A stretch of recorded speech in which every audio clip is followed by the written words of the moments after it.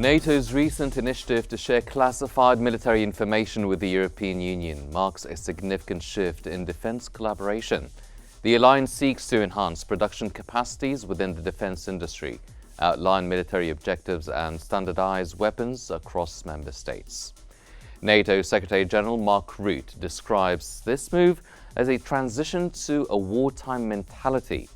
Trump's recent comments have reignited concerns about the alliance's cohesion and collective security amid the ongoing Russia-Ukraine conflict.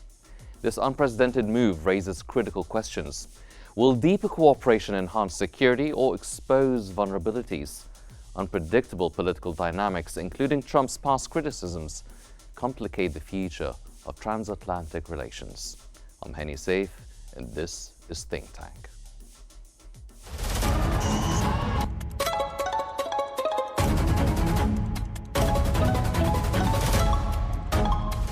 Our world is becoming unhinged.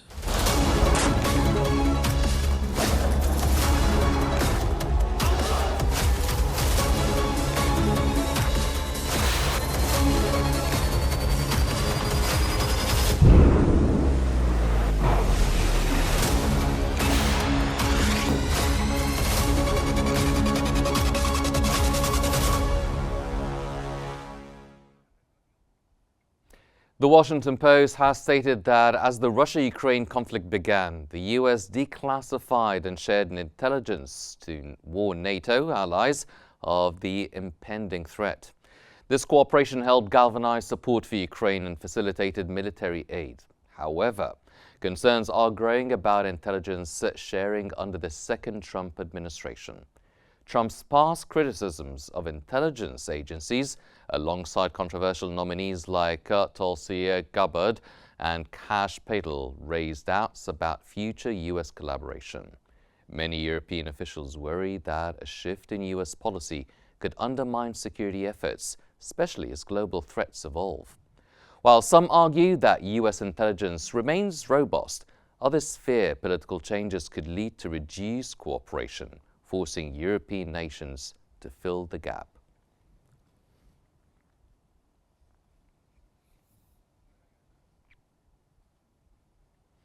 Lithuania and Estonia have pledged to increase their defense spending to 5 to 6% of GDP, responding to U.S. President Trump's call for higher NATO contributions. According to the Financial Times, Lithuania will double its defense budget by borrowing and potentially using European financial instruments. Estonia, already spending 3.7%, will also aim for 5%. These nations see defense spending as crucial for security. NATO is set to raise its target to 3 and 3.5%, but concerns over funding and public acceptance persist, especially in countries like Spain and Italy. Romania also plans to maintain or increase its defense budget despite financial challenges.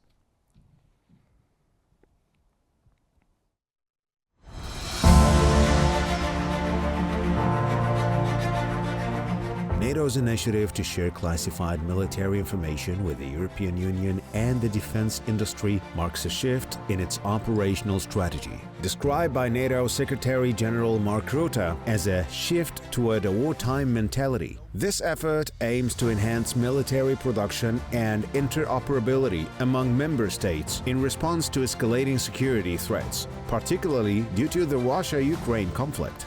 Rutte stresses the need for increased arms production in Europe to support a unified defense posture. The planned exchange includes military standards on the types of weapons and equipment to be produced. This information will be gradually released, requiring consensus among NATO allies to maintain security protocols. The initiative seeks to motivate defense manufacturers to align their production with NATO's strategic objectives. While the collaboration could enhance security and military readiness, it also presents challenges. Concerns about information leaks and the complexity of coordinating between nations and industries may arise. Additionally, fears exist that increased EU access to NATO's classified information could lead to overlapping roles in defense planning, creating friction between the two entities. In summary, NATO's plan to share classified military data with the EU could strengthen collective defense efforts, but requires careful management of security risks and inter-organizational dynamics. Balancing these concerns will be essential as NATO prepares for its upcoming summit in The Hague, where new military capability goals are expected to be announced.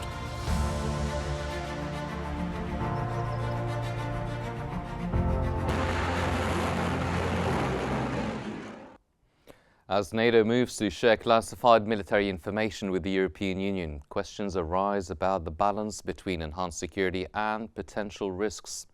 With the rising tensions of the Russia-Ukraine conflict and Trump's return to power, this decision could redefine transatlantic defense dynamics. Today we delve into the implications of this bold move, its impact on military collaboration, and how it might shape the future of global security. And joining us is Ms. Irina Tuskaman, a political researcher from Washington, and Dr. Mohammed Osman, the international relations specialist from Cairo. Welcome to Think Tank. I'll start off with you, Ms. Tuskaman. Now, what prompted NATO to share classified military information with the European Union?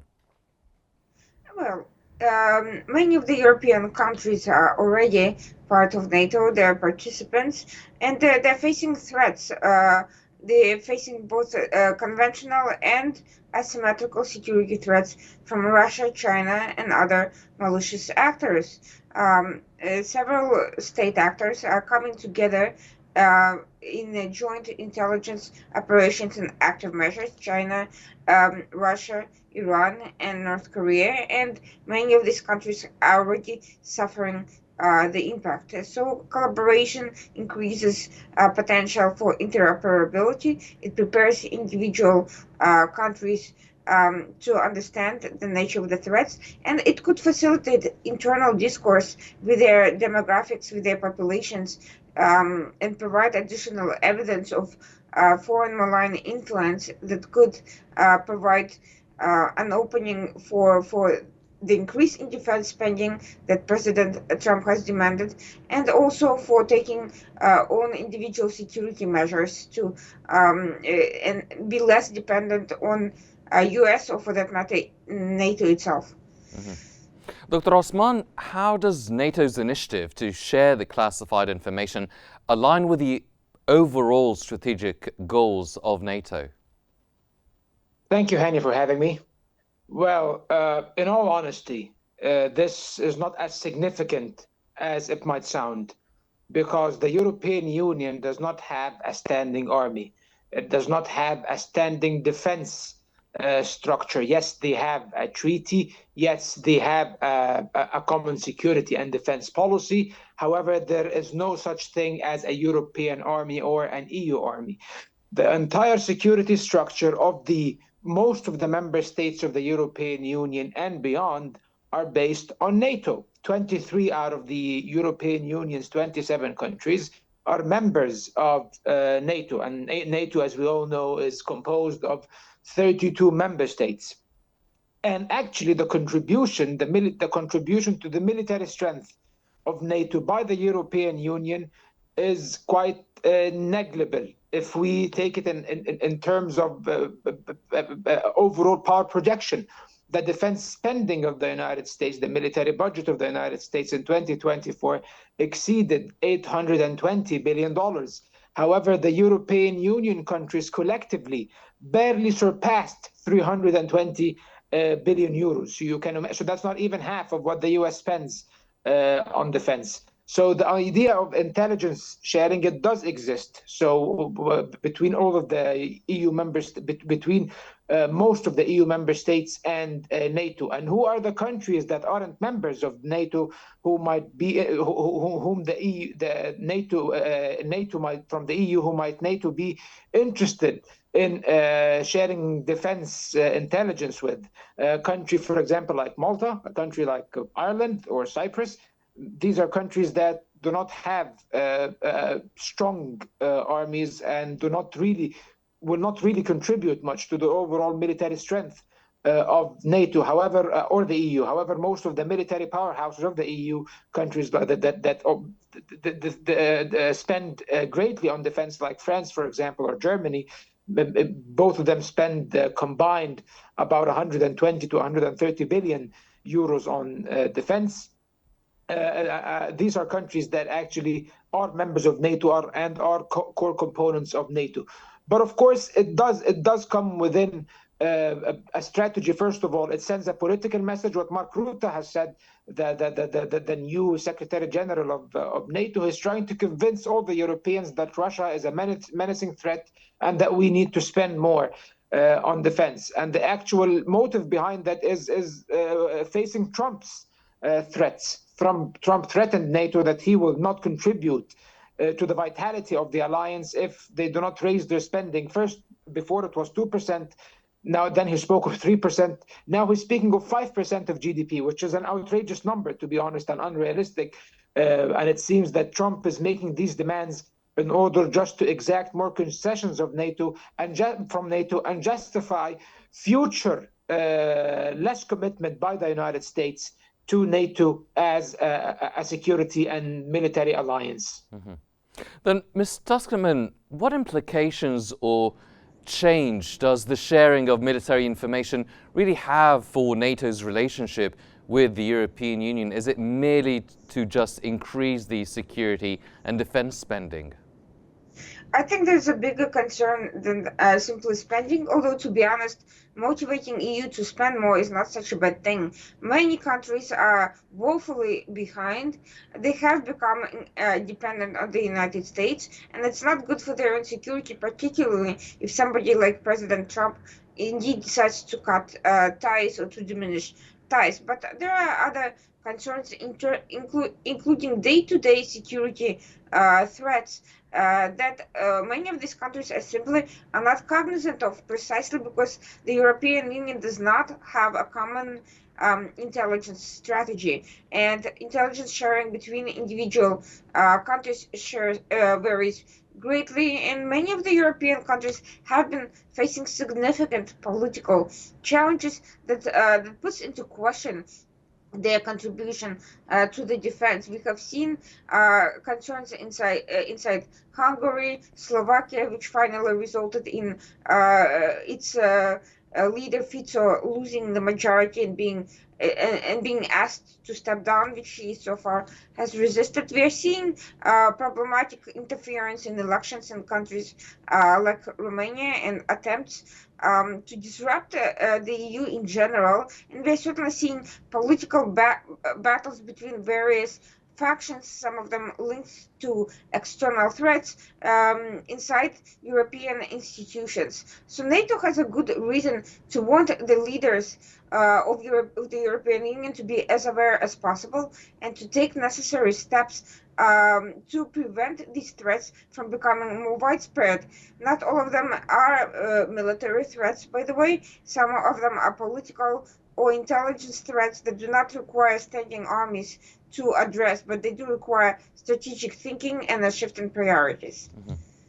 Dr. Osman, how might this initiative really affect the defense spending among NATO member countries? You've mentioned that 5% is probably a ridiculous target, but do you think that it will affect the economies of the respective NATO member countries? Will they actually follow through with that target? Well, after the beginning of the Russo-Ukrainian war, many European countries started already increasing spending on defense, especially countries that are closer to Russia or border Russia in a way. For example, like the Baltic countries, like Poland, these countries began to increase defense spending. And Poland always, for example, had a substantially high amount or rate of defense spending. Poland spends over 4% of its GDP on defense, for example. That's why Trump is a big fan of what the Poles are doing at the moment. And that's understandable because they fear that the war in Ukraine might spill over into their territories, and especially, for example, the Baltic countries used to be part of the Soviet Union and historically were part of the Russian Empire. And some inside Russia do suggest that these countries should be reclaimed in order to strengthen Russia's hegemony and control over the Baltic Sea. However, of course, this is highly unlikely because these countries are part of the NATO alliance, and Russia would never go and preemptively attack a NATO country, no matter what the Western media's propaganda likes to spread and spew all the time. Russia, I think, and I staunchly believe, would never attack a NATO country, because this would unleash a third world war that will basically unleash a full-fledged apocalypse. So I don't think anyone wants that.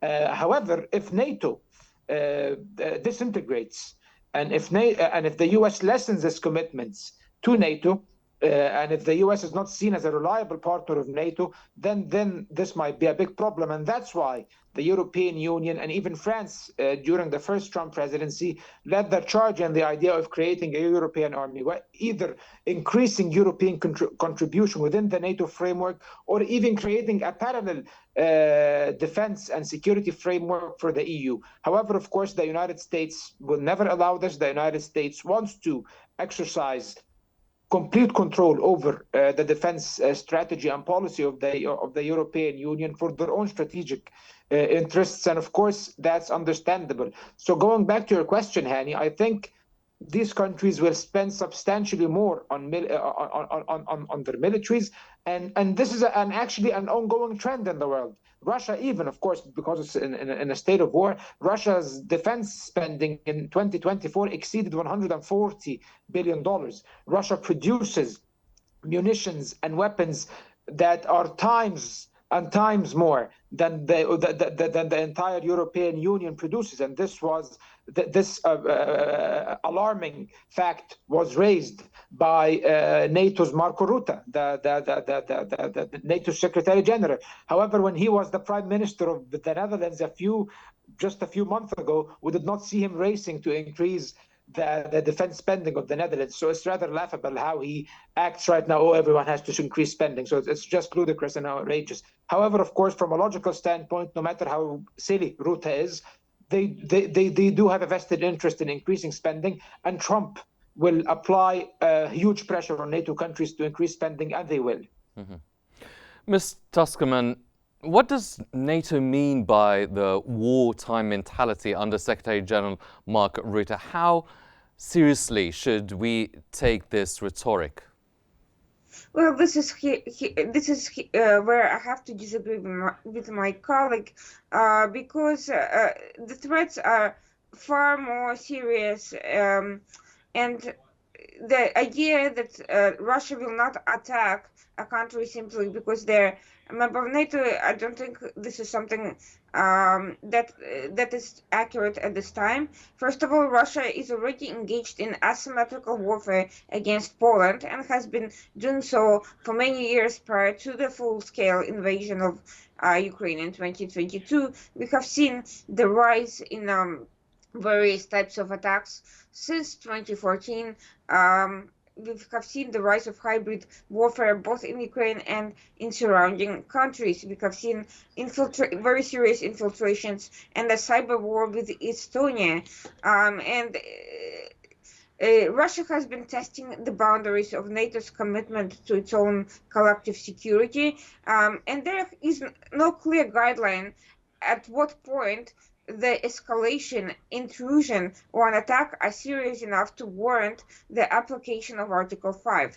And the fact that many of the countries have been hesitant to commit to stronger measures against Russia, even sanctions, raises questions whether or not they would ultimately come to this collective defense if it was finally deemed that the attack has crossed a particular red line. We don't know what that red line is for NATO, and with the growing isolationist sentiment in the United States and also political battles for power between pro-Russian and anti-Russian factions in various countries, it's also unclear what would actually happen and at what point. So I think these concerns are very legitimate, very timely, and I don't think that the 5% defense spending at this point is such a ridiculous number to shoot for. It's actually mind-boggling that small countries like Lithuania are willing to go into debt because they understand the reality and the threat of daily life and the geographical manipulations that could cause Russia to isolate these countries and enter them, and larger countries do not.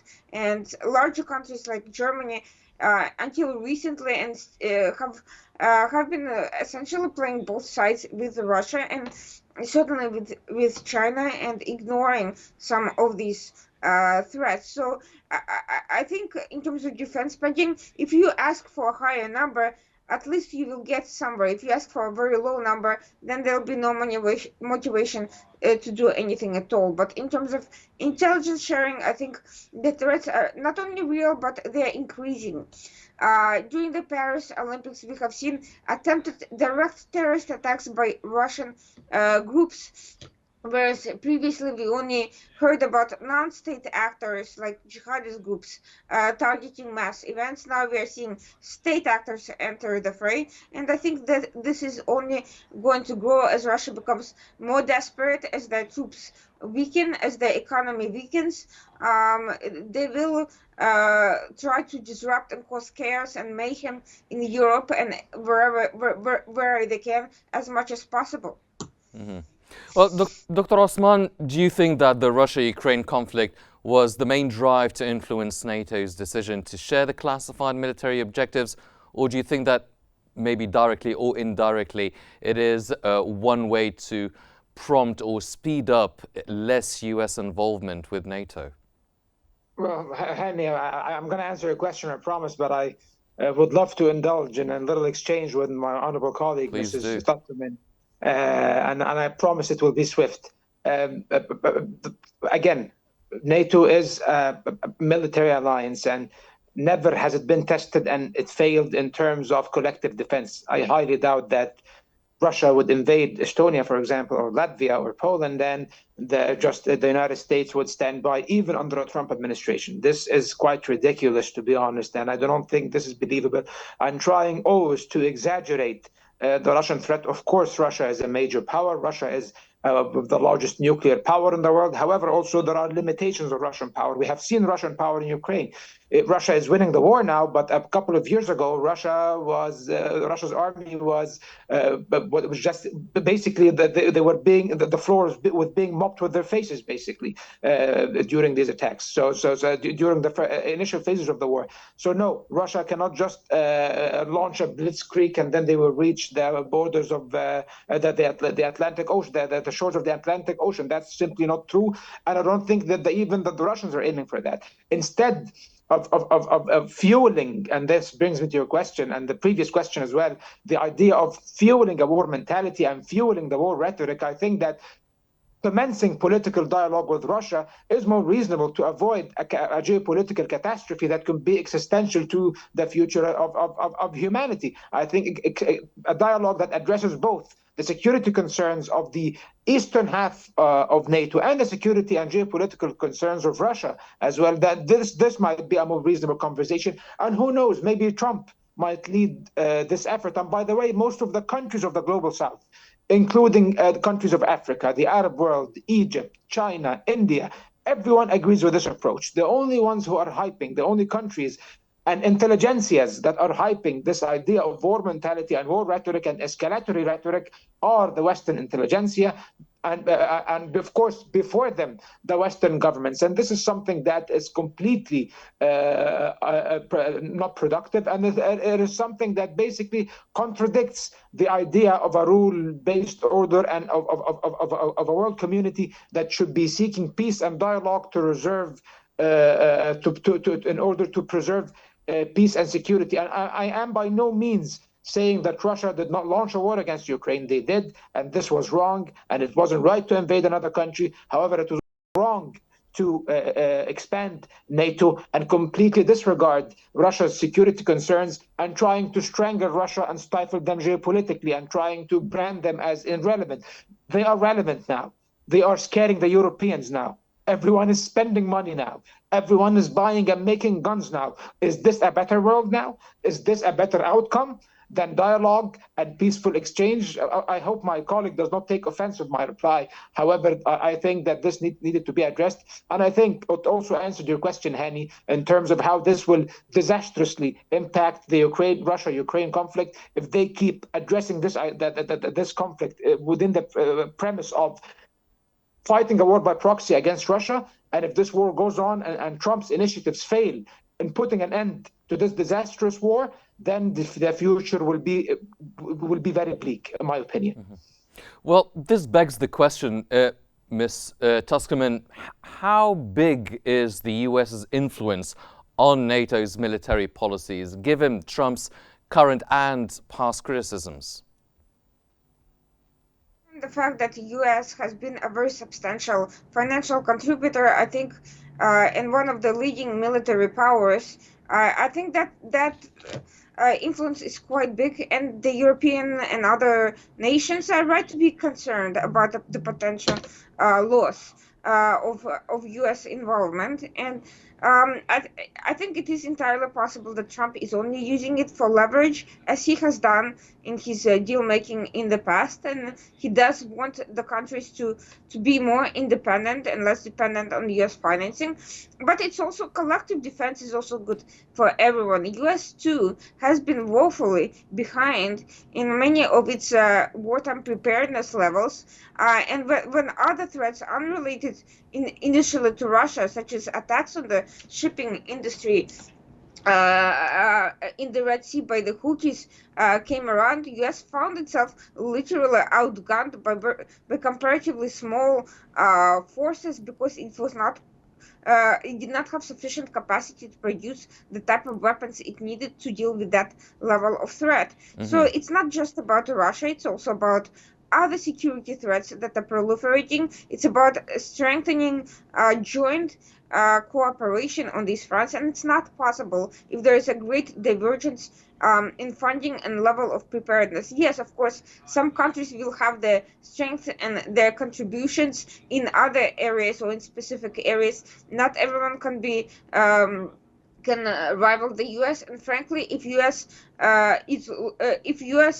diminishes its influence significantly, ultimately it's not good to the U.S. because then it will then have less leverage on NATO and on European countries, and I think Trump to some extent understands it, even if other members of his administration do not. Yes, Ms. Irina Tuskomen, I'm sorry I have to cut you off because we are running out of time. This was Ms. Irina Tuskomen, the political researcher, and Dr. Mohammed Osman, the international relations specialist. Thank you very much for joining us here on Think Tank. As NATO shifts towards deeper cooperation with the European Union and the defense industry, the future of collective security, military standards, and transatlantic relations remain critical in shaping global defense strategies amid the rising threats, while also navigating the complexities of the political dynamics and security challenges. That's all the time that we have for this episode of Think Tank. I'm Henny Seif. Thank you for joining us.